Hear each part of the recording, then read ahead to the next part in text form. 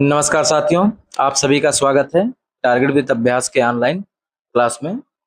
दोस्तों, आज की क्लास आप लोग के लिए महत्वपूर्ण होने वाली है क्योंकि आज हम पढ़ने वाले हैं व्यंजन संधि।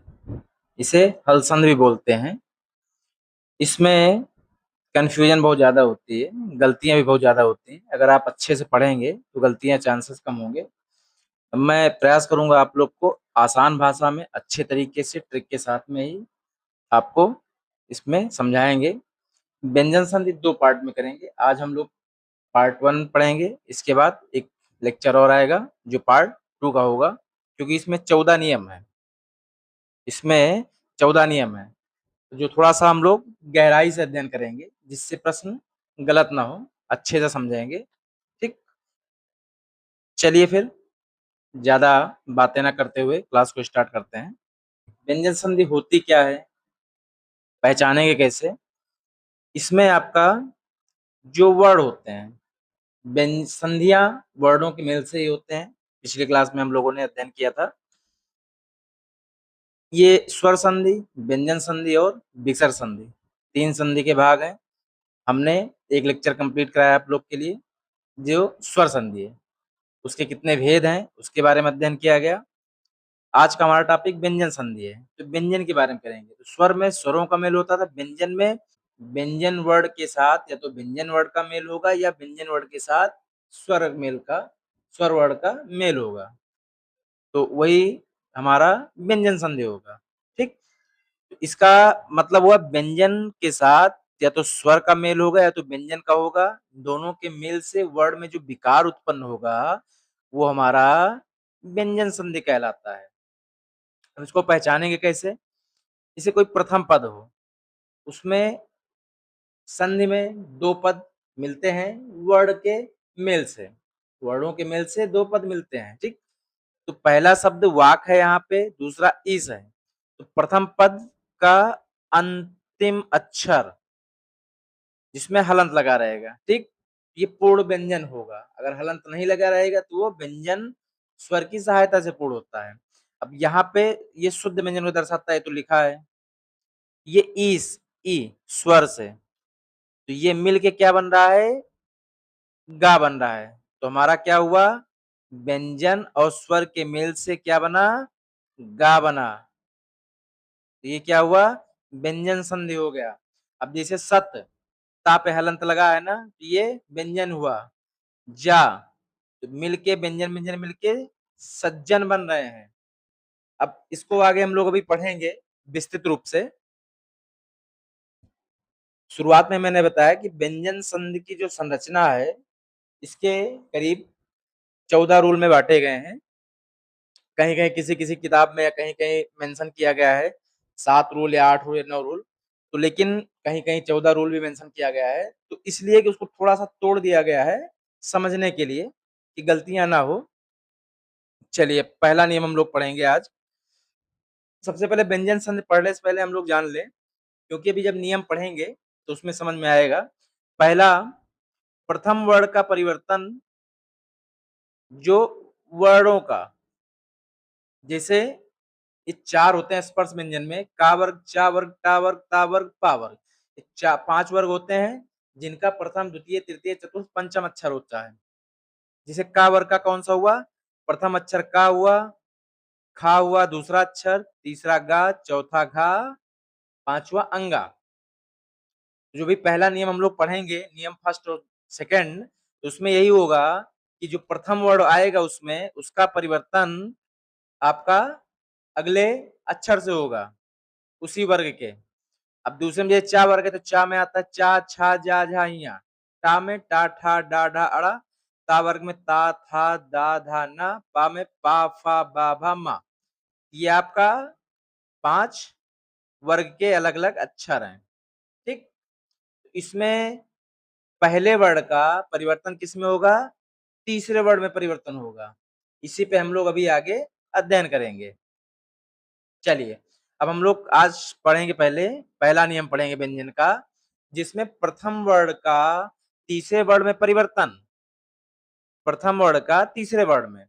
अब देखिए प्रथम वर्ण आपका ये है, पूरा हर वर्ग का प्रथम वर्ण का परिवर्तन किस में होगा?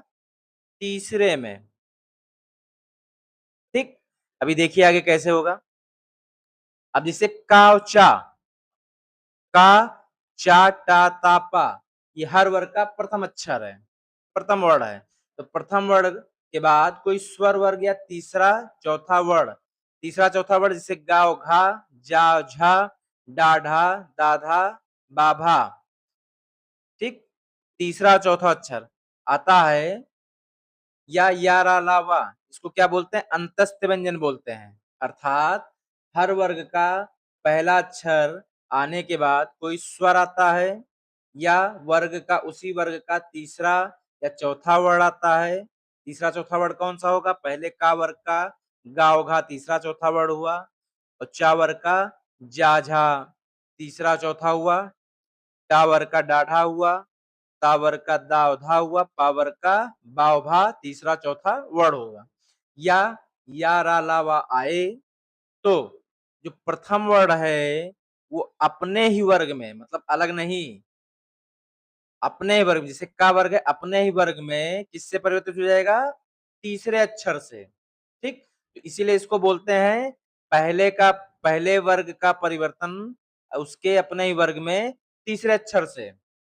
अब जैसे प्रथम वर्ण का आएगा तो परिवर्तन किसमें हो जाएगा, गा में, और उस बाद चा का जा हो जाएगा, डा दा बा तीसरे अक्षर में परिवर्तन हो जाएगा। चलिए कुछ उदाहरण देखते हैं।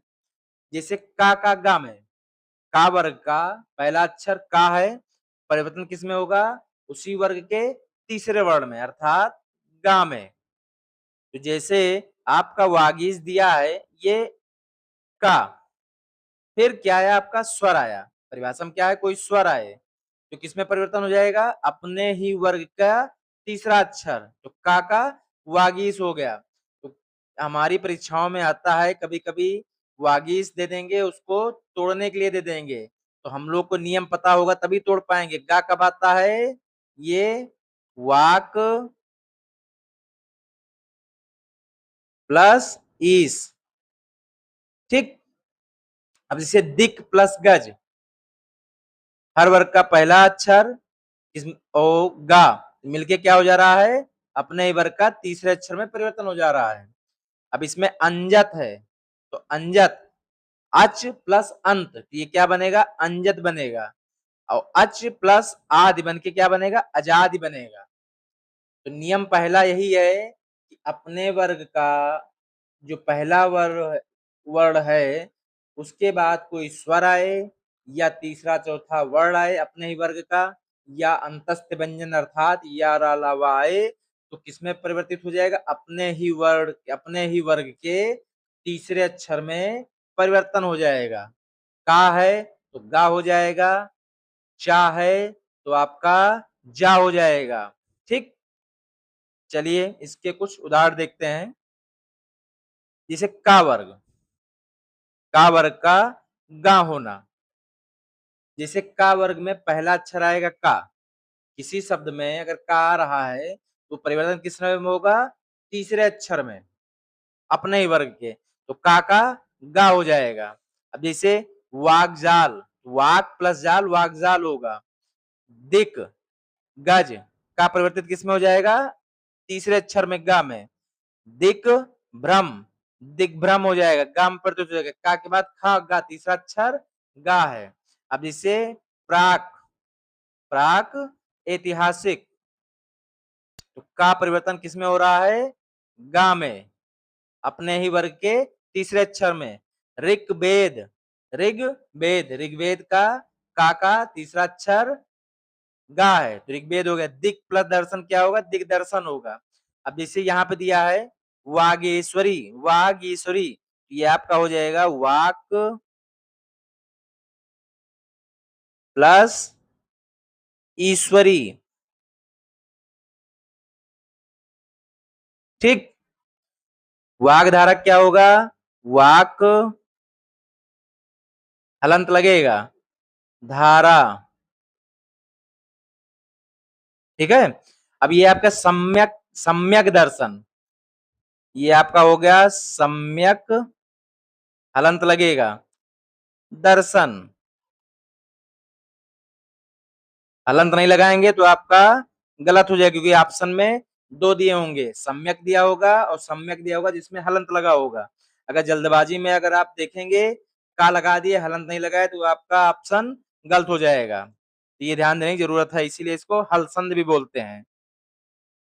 चलिए, अब चा का जा में होना, अगर चा वर्ग का कोई आया है तो वो चा किस में परिवर्तित हो जाएगा, अपने ही वर्ग के तीसरे अक्षर में। जैसे आप देखिए अच, अच आदि, तो चा का परिवर्तन किस में हो गया, तीसरे अक्षर, चा छा जा।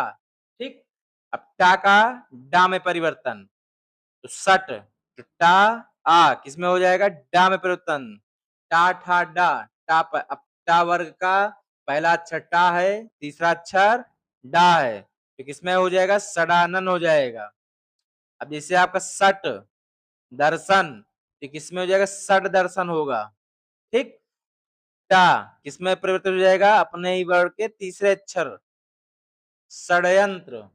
ठीक है, ता वर्ग का आपका दा होना। ठीक, तो जो पांच वर्ग हैं, पांच वर्ग पांचों का अपने ही तीसरे अक्षर से परिवर्तित हो जाता है। ता वर्ग का ता का दा हो जाएगा, पा का बा हो जाएगा। जगत प्लस ईत, तो ता का दा में परिवर्तन, जगदीश। भगवत, ता का दा में, भगवत गीता। ठीक, उत प्लस योग, किसमें, दा में, उद्योग। इसको इस तरह भी लिखते हैं, उद योग। चलिए, उद्घाटन, ता का परिवर्तन दा में, तो उद्घाटन। ता का परिवर्तन दा में, उद्विग्न। तत् भव, तद भव।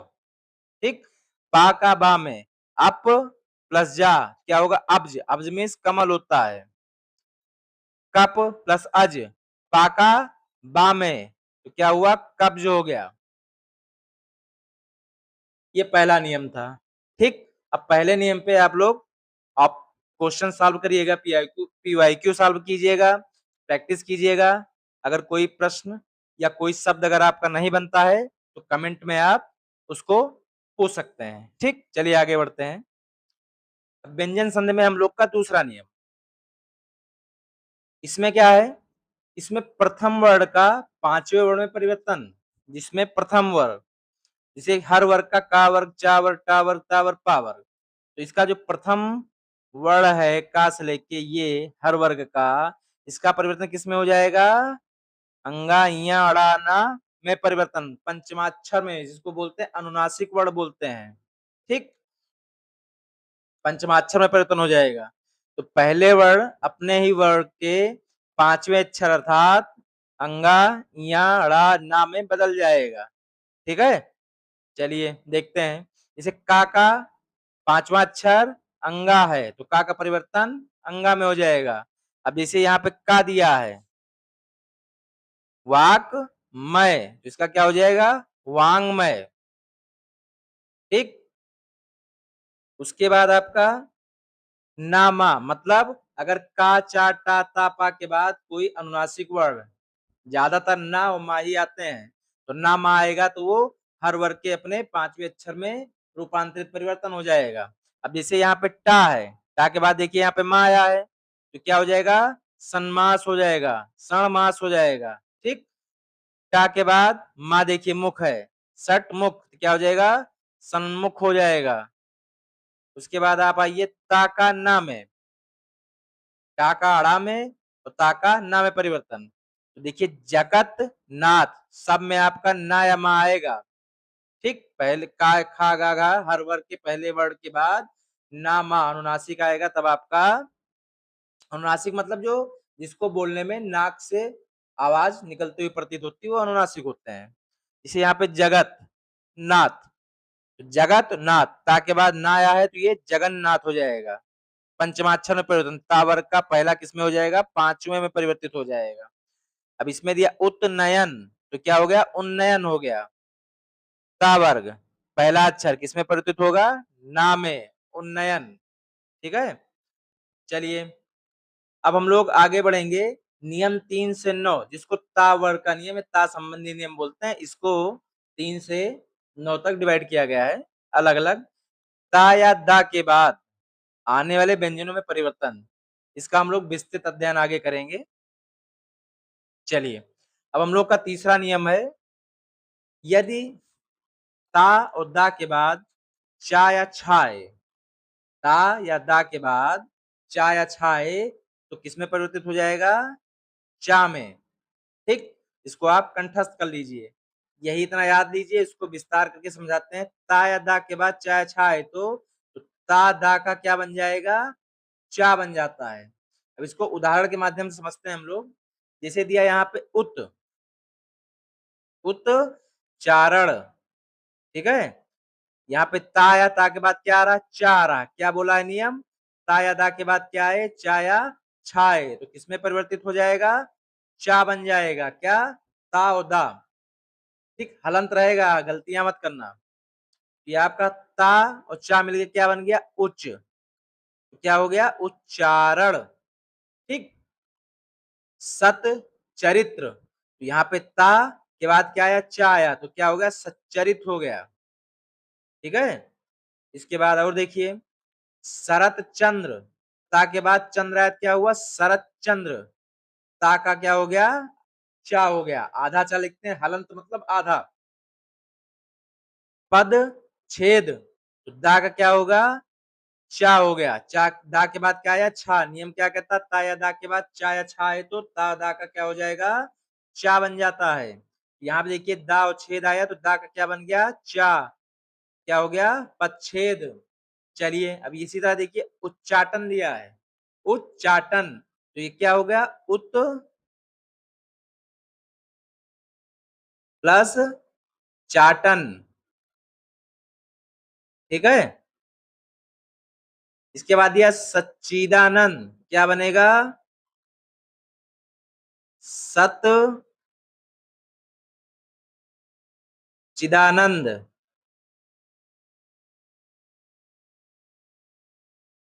ठीक, उसके बाद दिया है सच्चित, तो सत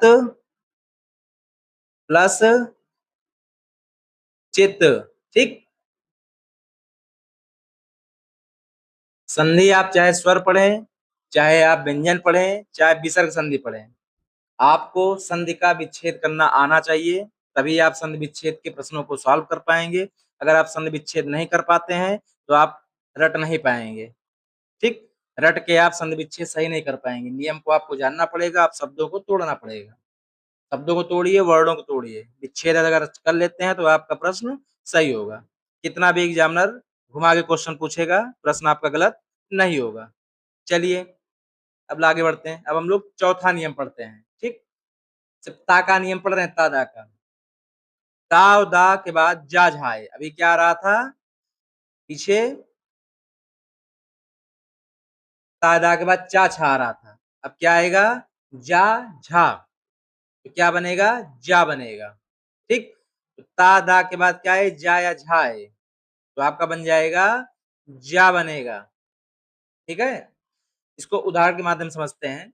जैसे आपका दिया ता और फिर ता के बाद क्या रहा? जा रहा, तो क्या बनेगा? ता दा के बाद जा झा आएगा तो बनेगा ज्या बनेगा। यहाँ पे क्या बना? सज्जन। तो ये हलंत लगते हुए जा बनेगा, चाहे हलंत लगा करिए या आधा जा लिखिए, दोनों एक ही है। अब इसमें दिया है ता और जा, आधा जा, तो क्या बनेगा? ये ता और जा मिलके आधा जा, ये बना जा और आधा जा ही था, उज्जवल। ठीक है, इसके बाद विपद, दाया ताया दा का नियम है। इसके बाद जाया झा आता है तो परिवर्तन किसमें होगा? जा में। तादा का क्या बनेगा? जा बनेगा, हलंत वाला जा। अब इसमें विपद जाल, तो क्या बना? विपद जाल। ठीक, जगत जननी, क्या बनी? जगत जननी। नियम आपको समझ में आया? ता या दा के बाद जा या झा है तो ता दा का जा हो जाता है, हलंत वाला जा होगा। यहाँ जगत, ता के बाद क्या आया? जा आया, तो हमारा क्या बनेगा? आधा जा। ठीक, तो ये आपका हो गया जगत जननी। अब पांचवा नियम पढ़ेंगे हम लोग। ता या दा के बाद टा या ठा है। ठीक, ता या दा के बाद टा, अभी तक चा छा रहा था, जा झा आ रहा था, अब क्या आएगा ता टा के बाद, ता दा के बाद टा और ठा, तो क्या बनेगा आपका टा बनेगा। ता या दा के बाद टा ठा है, तो अब इसको विस्तारित रूप से समझिए, चाहे इसी को याद कर लीजिए। ता दा का क्या बन जाएगा टा बनेगा। चलिए इसको देखते हैं। जैसे दिया बृहत, तो ता के बाद क्या आया टा आया, ता के बाद टा या ठा आएगा तो क्या बनेगा आधा टा, मतलब हलंत वाला टा। तो क्या बना यहाँ पे बृहट टिका, आधा टा बना ना बृहट टिका। अब देखिए ता के बाद क्या आया टा आया, तो क्या बनेगा आधा ता और टा मिलके आधा टा, क्या बना सट्टिका। ठीक, अब इसको अगर देखिए और कोई हट प्लस टिका, तो क्या बनेगा हट्टिका। ठीक, अब अगला नियम देखते हैं, नियम 6।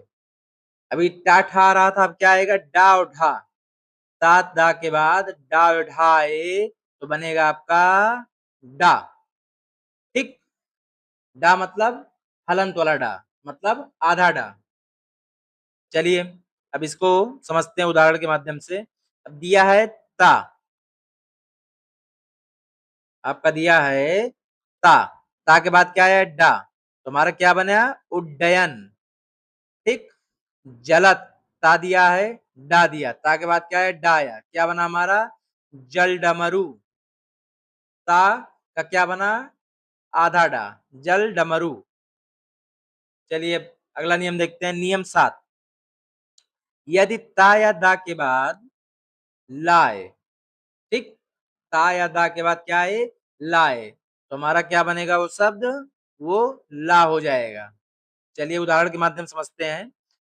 उत, ता दिया है के बाद ला आया, तो ता हमारा क्या हो जाएगा हलंत वाला ला या आधा ला, तो हमारा क्या बना उल्लास। अब ता के बाद आपका ला आया, तुम्हारा क्या बना उल्लंघन। ठीक, ता के बाद ला आया, क्या बना तल्लीन, हलंत वाला ला हो जाएगा। ता के बाद ला आया, क्या बना उल्लेख। ठीक, आप अभ्यास करते रहिए, प्रश्नों को हल करते रहिए, आपको ये नियम कंठस्थ हो जाएगा। अगला नियम देखते हैं। ता दा के बाद, ता और दा के बाद अगर सा आता है तो हमारा क्या हो जाएगा चा और छा हो जाएगा। ठीक, अर्थात जो ता या दा है ये परिवर्तन हो जाएगा आपका चा में, और सा आपका परिवर्तन हो जाएगा छा में। यदि ता या दा के बाद सा आए तो जो ता और दा है ये किसमें परिवर्तन होगा चा में, हलंत वाला चा अर्थात आधा चा। और जो सा आता है ये किसमें परिवर्तित हो जाएगा छा में।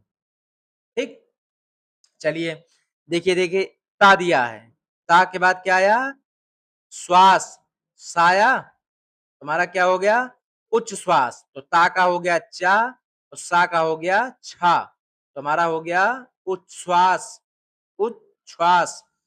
ता के बाद सारा उत्श्रंखल, तुम्हारा क्या हुआ ता का चा हो गया, सा का छा हो गया, तुम्हारा हो गया उत्श्रंखल। ठीक है, चलिए आगे देखते हैं। अगला नियम हा का नियम बोलते हैं। ता के बाद हा है, ता प्लस हा किसमें परिवर्तन होगा दा और धा में, अर्थात ता का दा में और हा का धा में।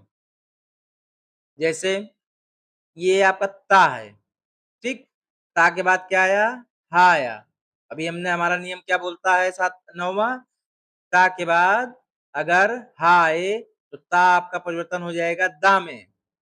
ठीक, उसके बाद हा परिवर्तन हो जाएगा धा में, हलंत वाले धा में, तो हमारा बन जाएगा उद्धार।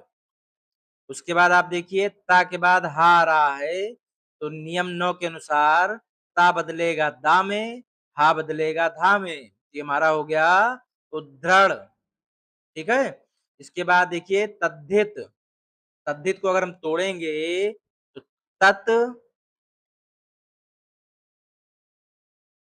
तत् प्लस हित, इसको अगर जोड़ेंगे ता के बाद हा, तो ता हमारा बनेगा दा और हा हमारा बनेगा धा, मिला के बन जाएगा तद्धित। ठीक, अब यहाँ पे पद्धति लिखा है, पद्धति, ये हमारा हो जाएगा पत प्लस हति, तो ता हमारा हो जाएगा दा, हा हमारा हो जाएगा था, ये हमारा मिलके संधि होगी पद्धति। ठीक, बहुत इंपॉर्टेंट है, प्रश्न इससे बहुत पूछे जाते हैं क्योंकि कंफ्यूजन बहुत ज्यादा होती है। चलिए एक बार रिकॉल कर लेते हैं। ता के बाद हा है, तो ता किस में बदल जाएगा, दा में, हलंत वाले दा में, और हा परिवर्तित हो जाएगा हा में, तो ता और हा मिलके क्या बना, उद्धार, उद्धार, ता बदला दा में और हा बदला धा में, तो हमारा हो गया उद्धार।